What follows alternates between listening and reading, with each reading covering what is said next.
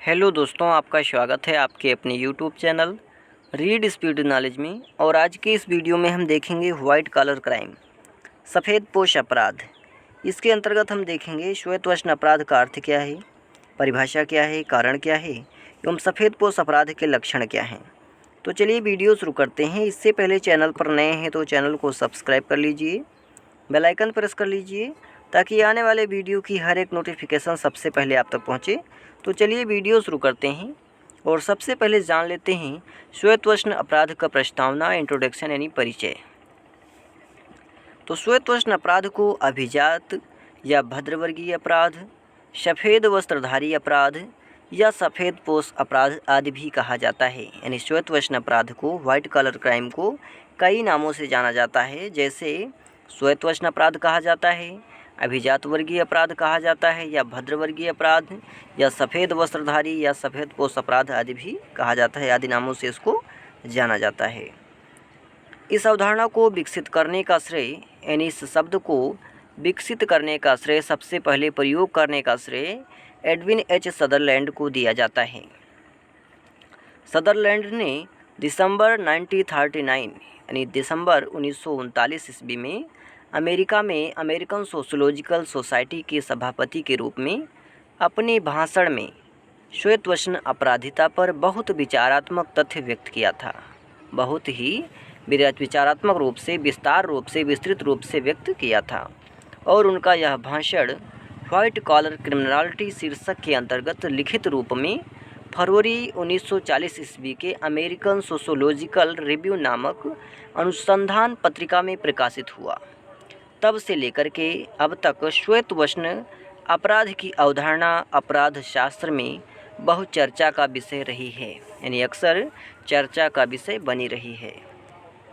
अब आगे देख लेते हैं श्वेत वस्त्र अपराध का अर्थ क्या है।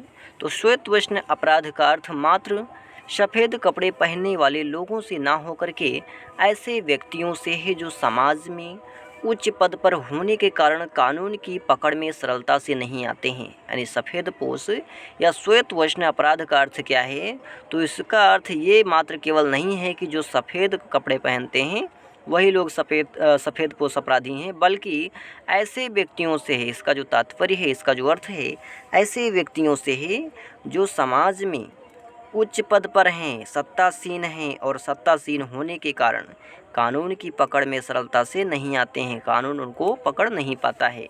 उदाहरण के लिए एक सामान्य व्यक्ति, जैसे किसी दुकान का मुनीम अपने सेठ के रुपए यदि चोरी कर ले और पकड़ा जाए तो उसको सज़ा दी जाती है, उसको सज़ा मिलता है। किंतु वहीं पर जो पूंजीपति होता है, जो लाखों रुपए के कर बचा लेता है, लाखों रुपयों का टैक्स बचा लेता है और वह साफ साफ बच जाता है, यानी उसको कुछ नहीं होता है, बच जाता है। इस प्रकार से उच्च पदों पर नियुक्त लोगों द्वारा किए जाने वाले अपराध को ही श्वेत वस्त्र अपराध कहा जाता है। इस प्रकार से उच्च पद पर नियुक्त लोगों द्वारा, यानी सत्तासीन लोगों द्वारा, डीएम, एसडीएम द्वारा, पुलिस द्वारा, वकील द्वारा, जज द्वारा या सरकार द्वारा किए जाने वाले अपराध को ही श्वेत वस्त्र अपराध या व्हाइट कॉलर क्राइम कहा जाता है। अब आगे देख लेते हैं सफ़ेद पोश की परिभाषा क्या है। तो पहली परिभाषा है टैफ्ट के अनुसार कि श्वेत वस्त्र अपराध का वह प्रकार है जो उच्च वर्गों द्वारा किया गया है। यानी श्वेत वस्त्र अपराध क्या है, तो अपराध का वह प्रकार है जो उच्च वर्गों द्वारा किया गया है या उच्च वर्गों द्वारा किया जाता है।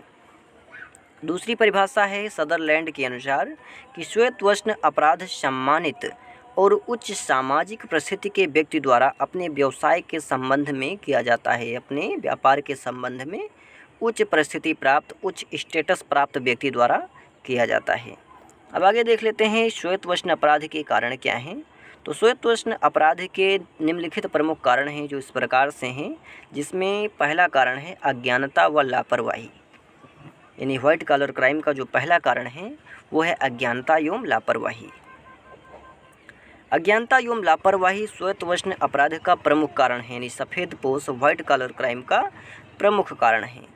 लोग लापरवाही या अज्ञानता के कारण, यानी आलस्य के कारण या न जानने के कारण ठीक तरह से इकरारनामा एग्रीमेंट जो होता है या कोई पत्र नहीं पढ़ते हैं, यानी जो पत्र वो साइन करते हैं उसको नहीं पढ़ते हैं और हस्ताक्षर करके अपराधियों के जकड़ में आसानी से आ जाते हैं। यानी उसको पूरा या तो पढ़ना नहीं चाहते, आलस करते हैं, या फिर उसको जानते ही नहीं पढ़ना, और वो आसानी से उस पर सिग्नेचर कर देते हैं और अपराधियों की जकड़ में आ जाते हैं, ऑफेंडरों की जकड़ में आ जाते हैं, गिरफ्त में आ जाते हैं। उदाहरण के लिए गांव में साहूकार कर्ज देते समय इसका ज़्यादा फ़ायदा उठाते हैं। यानी गांव में जो साहूकार होते हैं, धनी लोग होते हैं, पूंजीपति लोग होते हैं, इसका ज़्यादा फ़ायदा उठाते हैं। और किसान या गरीबों को पैसा कम देते हैं। यानी जो किसान होते हैं या गरीब व्यक्ति होते हैं उनको पैसा कम देते हैं, लिखते ज़्यादा हैं। और उनकी यह चाल साधारण लोग समझ नहीं पाते हैं, जान नहीं पाते हैं।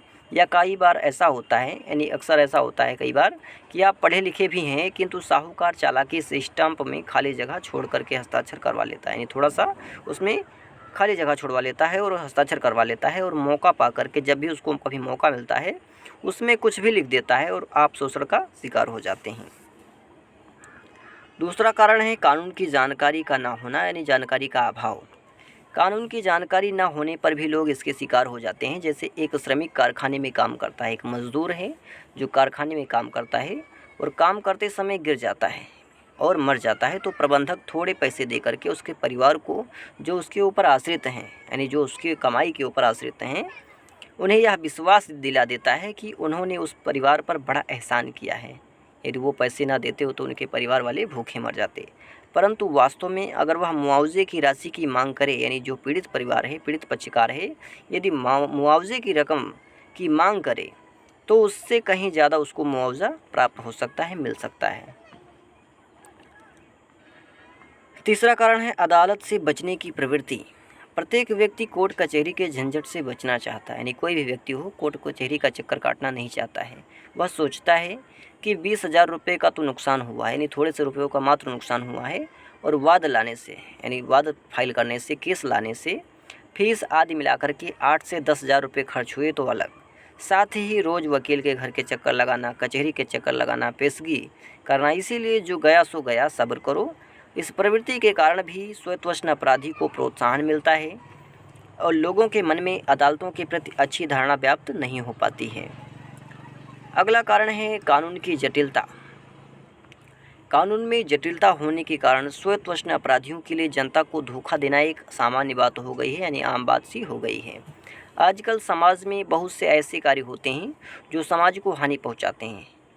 वर्तमान समय में समाज में बहुत सारे ऐसे कार्य हो रहे हैं अब जो समाज को हानि पहुंचाते हैं, परंतु कानून का क्षेत्र सीमित होने के कारण उन कार्यों को अपराध घोषित नहीं किया जा सकता, और इस मौके का लाभ सफ़ेदपोश अपराधी, यानी व्हाइट कॉलर क्राइम करने वाले ऑफेंडर बहुत ज़्यादा आसानी से उठाते हैं। बहुत से सफ़ेदपोश अपराधी कानूनी दांवपेच का लाभ उठा करके साफ ही बच जाते हैं, क्योंकि उसको इनका नॉलेज होता है। अगला कारण है उच्च अधिकारियों द्वारा उच्च स्थिति वाले लोगों का समर्थन। यानी जो उच्च अधिकारी होते हैं, हमारे सत्तासीन अधिकारी होते हैं, वो समाज में उच्च स्थिति प्राप्त लोग जो होते हैं उनको समर्थन यानी प्रोटेक्ट प्रदान करते हैं, समर्थन करते हैं। इसलिए भी स्वतवशन अपराध तेज़ी से बढ़ रहा है। यानी स्वतवशन अपराधियों की पहुंच काफ़ी ऊपर तक होती है। यानी व्हाइट कॉलर क्राइम के जो ऑफेंडर होते हैं उनकी जो पहुंच होती है काफ़ी ऊपर तक होती है, लगभग सरकार तक होती है। और अधिकारी तथा उच्च वर्ग के लोग व उनके मित्र प्रत्यक्ष या अप्रत्यक्ष रूप से स्वतवशन अपराधी के हितों की पूर्ति करते हैं।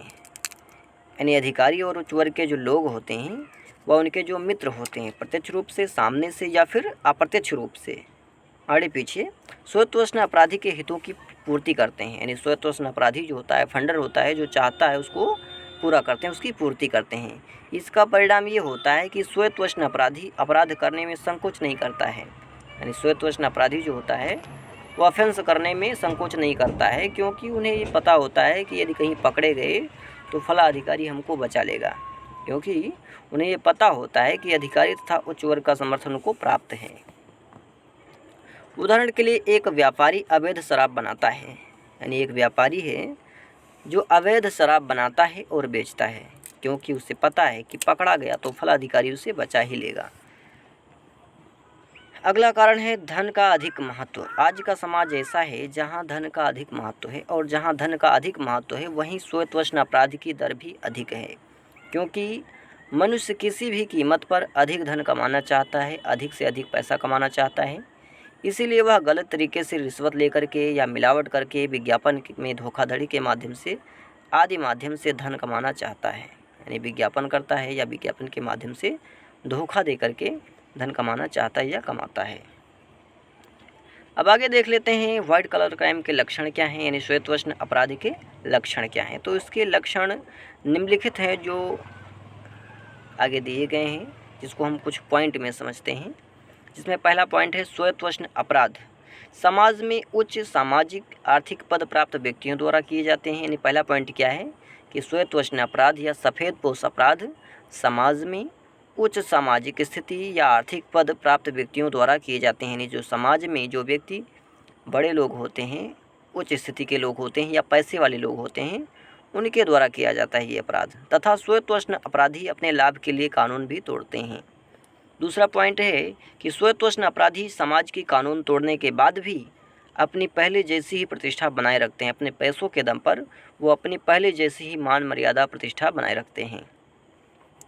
तीसरा पॉइंट है श्वेतवर्ण अपराधी उच्च पद पर होने के कारण सरकार द्वारा ऐसे कानून पारित कराने का प्रयत्न करते हैं जिनसे कि उसके द्वारा किए गए अपराध अपराधी ना हों या अपराधी ना कहलाएं। यानी श्वेतवर्ण अपराधी जो होता है, जो ऑफेंडर होता है, उच्च पद पर होने के कारण, चूँकि वो सांसद होता है, विधायक होता है या फिर शाहूकार होता है, धनी सेठ होता है, पूंजीपति होता है, इसी कारण से सरकार द्वारा ऐसे कानून बनवाने का यानी पारित करवाने का प्रयत्न करता है कि जिनसे कि उसके द्वारा किए गए कोई भी कार्य अपराध ही न कहलाएं। यानी वो अपराधी नहीं होंगे तो फिर वो अपराधी काहे को होगा। चौथा पॉइंट है आर्थिक रूप से संपन्न होने के कारण ये अपराधी न्यायालय तथा न्यायाधीशों पर नियंत्रण रखने का प्रयत्न करते हैं। यानी आर्थिक रूप से रुपये पैसे के मामले में ये मजबूत होते हैं, इसीलिए ये लोग न्यायालय और न्यायाधीशों पर नियंत्रण रखते हैं या रखने का प्रयास करते हैं। पांचवा पॉइंट है यदि किसी कारणवश इन अपराधियों को न्यायालयों के सम्मुख लाया भी जाता है, यानी किसी कारण से यदि इन अपराधियों को, ऑफेंडरों को न्यायालय के सामने लाया जाता है, समकक्ष लाया जाता है, तो केवल दीवानी अदालत में, फौजदारी अदालत में इनको नहीं लाया जाता, ताकि थोड़ा बहुत हर्जाना दे करके छूट जाएं। छठवां पॉइंट है श्वेतवर्ण अपराध सामाजिक मान्यताओं तथा कानूनों का उल्लंघन है। श्वेतवर्ण अपराध क्या है तो सामाजिक मान्यताओं और कानूनों का उल्लंघन है। सातवां पॉइंट है श्वेतवर्ण अपराध विश्वास के उल्लंघन पर आधारित है। विश्वास का टूटना सामाजिक व्यवस्था के लिए घातक है। आठवां पॉइंट है श्वेतवर्ण अपराध कानून के भेदभावपूर्ण लागू करने से संबंधित है।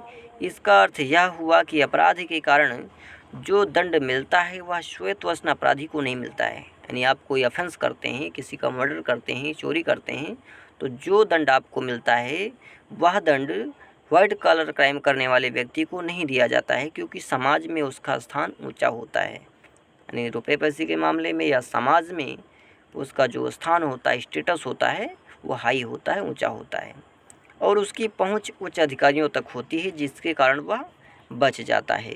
तो आज के लिए इतना ही, मिलते हैं किसी और वीडियो में। तब तक के लिए जानकारी पसंद आए तो ज़्यादा से ज़्यादा मित्रों में शेयर करें, लाइक करें और चैनल को सब्सक्राइब करें।